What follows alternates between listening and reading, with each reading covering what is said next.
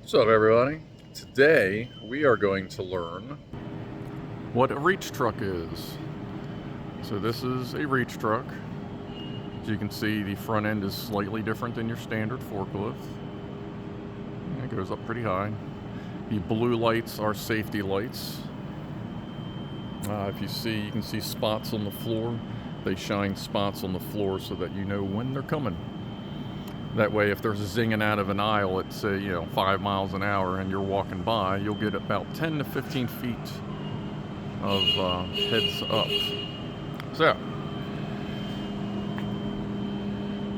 reach trucks. The advantage to them is that you can pull up. These outriggers can pull right up to the shelf, can pull right up to the edge of the racking, even with stuff on the ground. And then you can reach out past the, where the shelf end would be here. You can now reach out and set your pallet down.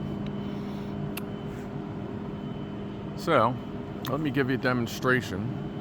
And something to think about while you're watching this is when I raise up, you're going to hear the hydraulic pump struggling. Right now you can hear the fan and the cooling in the fuel cell, but you'll hear the hydraulic pump running as it should when it goes up. But on these particular trucks, on the way down, they also use the hydraulic pump. So that's your fuel cell wand. That tells you how much hydrogen's in there. It does not tell you anything about battery charge, because battery charge is constant on these. This is the screen for the OAS system. This tells us that the forks are 30 inches up, there's no weight on them, and it's tilted about 0.4 degrees for the fork level. This says that towards the back of the unit, it's detecting objects, which would be all that. So that's working. As you can see, though, it's still allowing me to go 5 miles an hour. As I get closer to things, that gray will start to cut down and it won't let you go the full speed. That's kind of difficult to show you while I'm driving. That's the tracker. That's part of the security slash statistics system, I guess you'd call it. You use a badge to log in. That gives you access. You answer a bunch of questions on it to check over the truck. That's the dashboard.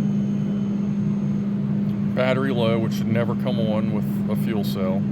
There's an error with the truck. That is, something is overheating with the truck. That means you're not standing on it or you're positioned wrong, so the truck won't move. And that's just something's really bad. It's something's wrong. And then this is for getting in and out of the menus and stuff. You can select different performance levels, and some, as you see that change. The higher the number, the faster you can go if the truck is set up like that. But this particular truck is set up so that when you log in, it knows who you are and it gives you speeds. It gives you speeds relative to your training level, I guess. But yeah, when you hear this thing go down, it's going to go into powered down mode when it lowers. And that's so that you can have a steady, constant control while you're going down and you're not relying strictly on the weight and gravity to pull everything down. So what I'll do here, let's see, I'll get close as I can. I'll pull the forks back in, and then I'll lower it down so you can hear everything.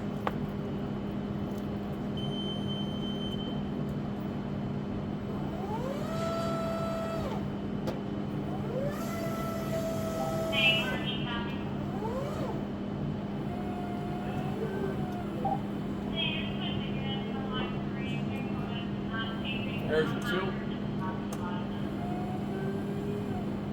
You got side shift as well, as long as you hit the button. Help position your pallets. And then it has an automatic brake, as long as it knows where it is.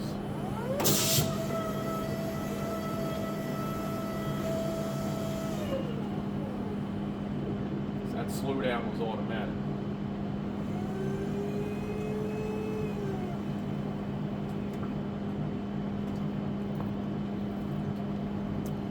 Let's see, anything else that we should cover? Let's see, if you haven't seen one, that's the side of the hydrogen fuel cell. This is the link that ties the two together so that they can tell each other that they're ready to go. And of course, that's the big ass power battery connection. When that pump hits to raise this up and down, there's generally 250 to 300 amp surge that comes through there. Here's the reach mechanism. And you can see as everything slides and moves, like as this comes in, that will slide down that rail, which you may have saw in when I just pulled it in and out. And here, that's your control valve, your hydraulic control valve for the reach, the tilt, and the side shift. It has electric solenoids in there to divert the flow. Because coming to it, you only have two hydraulic lines that go around there, they come back down, and then down under there, they loop back up, come up here, all the way up there, which you can't see, and then back down the back side and into the truck. So you got pressure and return, so it takes those inside that hydraulic manifold, it takes this two and redirects them to whichever function it needs and all that. As you can see, it looks like one of the lights is out, but these two lights are basically for pulling in. If you're pulling into somewhere that's dark, you can turn those on. They only require one. They only require one blue safety light for the trucks. Turn that radio down a little bit. Let's see, anything else? See, that white puck is the antenna for the tracker that we were talking about for logging in and out. Anything else? Let's see, that's a height spool. It has a spool of wire in it, and in that little wire, when I was raising it up and down, it was, you know, it's pulling that wire out and up to tell that screen that how high up you are. And let's see, kind of see that in there. See that right there? That's timing tape. That's basically just a little timing belt. And that's the height sensor it uses for the truck itself, for detecting when the mast is lowering, going up and down. It uses that and some proximity sensors. It doesn't use this particular one, this exact one, but same style. It has some down, one down there and one up top, so that it can tell, like if you look at the mast, you can see this is the stable, this is the side that's attached to the truck. Then this one moves up, that one moves up, which you can see. And that moves up, obviously, all the fork stuff. So they have proximity sensors in strategic locations so they can tell where all these pieces are, so that every time it comes all the way down, it can basically recalibrate itself to know that it's on the ground and at 0-ish inches. I think that's about it for this one there, folks. We can dig into it on another episode, but it's good to get a general familiarization. Oh, wait a minute. I'll show you the control handle real quick. Oh, the beeping you keep hearing, that's the output, that's the input. Well, in there, that's just a glare. But there's what they call the egress curtain. That way, if you're in here driving around and your foot comes out, it disables the truck and yells at you, because people lose their feet. Sorry, people lose their feet when they do that. But anyway, the control handle, let me get off of all the, oh yeah, when you're standing in here, those are two operator presence and brakes. If you let your foot off of that, it'll engage the electric brake and stop travel, and that one just tells it that you're standing there. So anyway, once you get in here and you're ready to go, like I have my feet off of all the enable stuff. As you can see there, it's a picture of a fork. That would be lift. That would be lower. And in this, since you stand sideways, you push forward to go forward, pull back to go backwards. And then you got your tilt, which you saw when the forks angle up. This is in and out to make the forks come in and out on the reach. And if you hit this, that's a shift button. And instead of reach, it'll do side shift. Now, these are for like those headlights I was telling you about. And this is your emergency stop. You hit this button, it shuts the whole truck down in case there's a problem, or sometimes people will just hit it just to turn the truck off. Let's see, a closer look at the fuel cell pendant. And any other little things? Yeah, here's a better look at the side of the fuel cell if you haven't seen one yet. And this is a high power one, which is why it has a radiator and a cooling tank, because the high powered 36 volt ones need actual water cooling.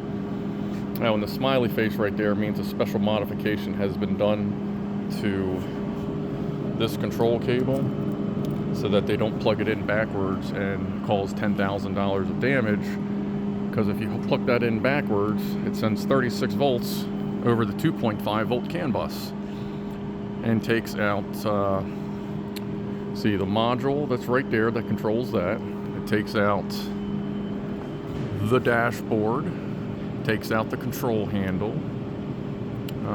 What else does it do? It's the dashboard, the remote module, the auxiliary hydraulic pump. There's a second hydraulic pump in there just for the functions out there on the reach, whereas the main pump that you hear is what gives up and down.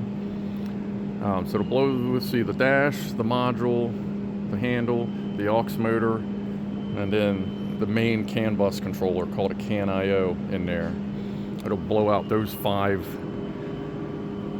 modules and components, and they've done that approximately 23 times.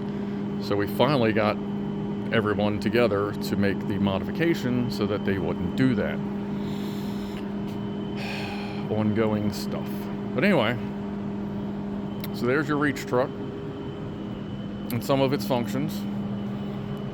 I hope you enjoyed. And oh, and this side note, this does not ever go on wire guidance like an order picker would. It's just drives, just like the order pickers are the only ones we have on wire guidance here. But that's it.